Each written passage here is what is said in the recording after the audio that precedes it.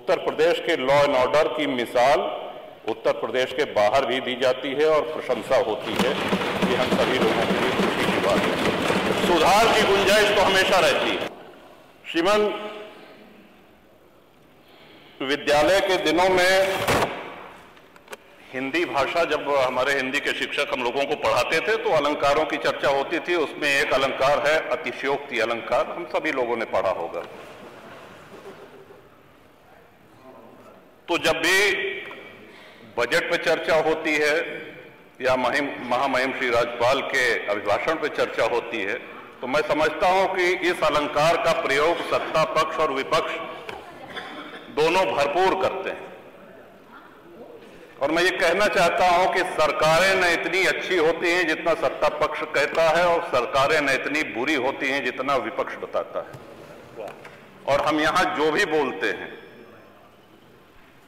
वो हमारे भाग्य विधाता जनता जनार्दन वो बाहर सुनती है, उसका आकलन करती है। हम यहां कितनी भी लच्छेदार भाषा में पक्ष या विपक्ष में कुछ भी कह लें, जाना हमको वही है, वही है, उन्हीं के पास जाना है और फैसला भी उन्हीं का मानना पड़ेगा। 30 वर्ष में पहली बार ये अवसर आया है कि अपनी कार्यशैली पर, अपने कार्यकलाप पर योगी जी के नेतृत्व में सरकार दोबारा आई है, रिपीट हुई है। और ये बहुत बड़ी उपलब्धि है, बहुत बड़ी उपलब्धि। कि मैंने आज जहां हर तरफ, ठीक है, हमको राष्ट्र हित में, हमको प्रदेश हित में, हमेशा मेरे दल जनसत्ता दल का ये रहा है कि जो भी पिछड़े हैं, जो भी वंचित हैं, उनकी लड़ाई शुरू से मैं लड़ता आया हूं। लेकिन वहीं ये भी सराहनीय है कि आप जिस आसन पर बैठे हैं उस आसन पर बैठने वाले आदरणीय अध्यक्ष जी, अगर देखा जाए कि उनकी विधानसभा में उनके सजातीय कितने लोग, या माननीय संसदीय कार्य मंत्री जी बैठे हैं, शाहजहांपुर से लगातार 9वीं बार निर्वाचित होकर के आए हैं, कितने खन्ना मतदाता होंगे अपनी कार्यशैली से, अपनी संघर्ष क्षमता से और अपने व्यवहार से।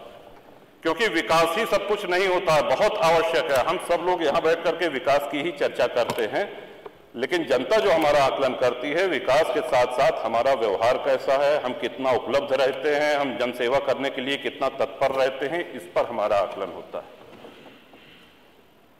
लोग इसलिए विकास की अपनी बहुत महत्वपूर्ण भूमिका से हम इनकार नहीं कर रहे हैं, लेकिन बहुत से ऐसे विधायक हैं, बहुत से ऐसे सांसद हैं जिनके क्षेत्र में उन्होंने बहुत विकास किया लेकिन चुनाव नहीं जीत सके, इसलिए कि उनके व्यवहार में, उनके क्रियाकलाप में कुछ कमियां थी।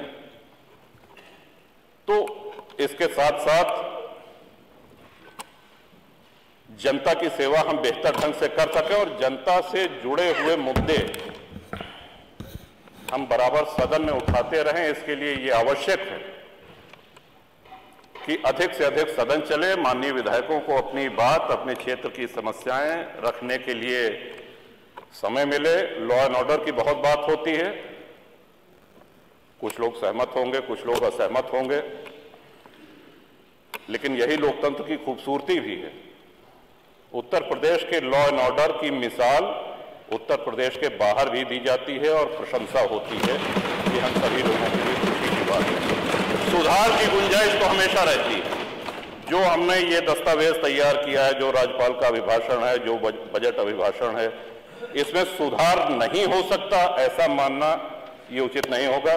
सुधार की गुंजाइश बिल्कुल रहती है, सदैव रहती है।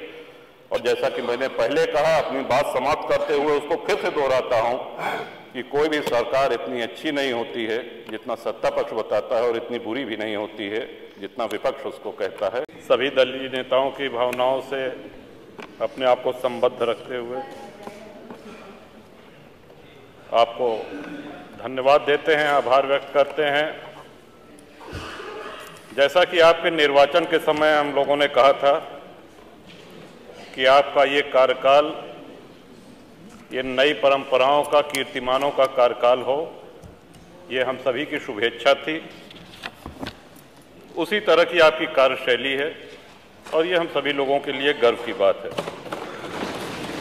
श्रीमान, एक निवेदन है, माननीय संसदीय कार्य मंत्री कभी कुछ देंगे नहीं, वो शास्त्रों में कहा गया है निपस्य चित्तम कृपणस्य वित्तम, तो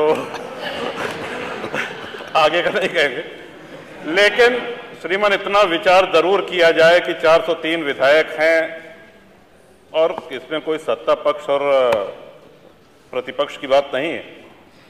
अगर सभी लोग कह रहे हैं कि हाँ हमारे क्षेत्र में पेयजल के लिए हैंडपंप की आवश्यकता है, भले आप सदन में मत घोषणा करिए, लेकिन आप जहां से होना है वहां इसको अवश्य हम लोगों की बात पहुंचाइए, क्योंकि अगर आपसे कुछ कहते हैं तो माननीय संसदीय कार्य मंत्री जी का एक बड़ा ही चुप करा देने वाला एक वक्तव्य है कि तुम घुटने के डॉक्टर से जो है दांत के दर्द की दवा मांग रहे हो।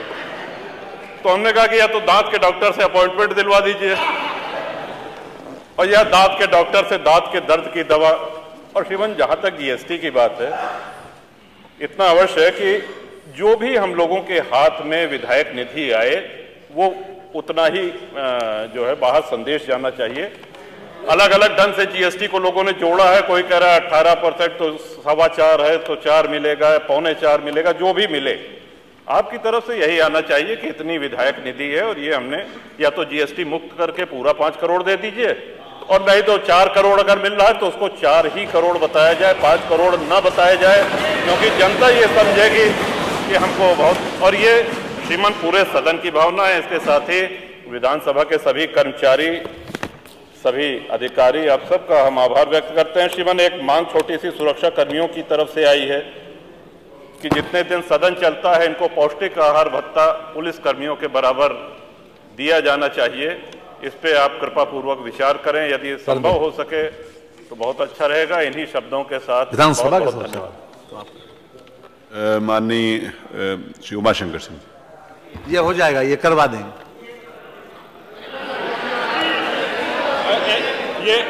ये से हम लोग नहीं समझ पाए जीएसटी हैंडपंप या कृपया स्पष्ट कर दो हम लोग। ये सुरक्षा कर्मियों वाला। उत्तर प्रदेश के लॉ एंड ऑर्डर की मिसाल उत्तर प्रदेश के बाहर भी दी जाती है और प्रशंसा होती है। ये हम सभी लोगों के लिए खुशी की बात है। सुधार की गुंजाइश तो हमेशा रहती है। श्रीमान, विद्यालय के दिनों में हिंदी भाषा, जब हमारे हिंदी के शिक्षक हम लोगों को पढ़ाते थे तो अलंकारों की चर्चा होती थी। उसमें एक अलंकार है अतिशयोक्ति अलंकार, हम सभी लोगों ने पढ़ा होगा। तो जब भी बजट पे चर्चा होती है या महामहिम श्री राज्यपाल के अभिभाषण पे चर्चा होती है तो मैं समझता हूं कि इस अलंकार का प्रयोग सत्ता पक्ष और विपक्ष दोनों भरपूर करते हैं। और मैं ये कहना चाहता हूं कि सरकारें न इतनी अच्छी होती हैं जितना सत्ता पक्ष कहता है, और सरकारें न इतनी बुरी होती हैं जितना विपक्ष बताता है। और हम यहां जो भी बोलते हैं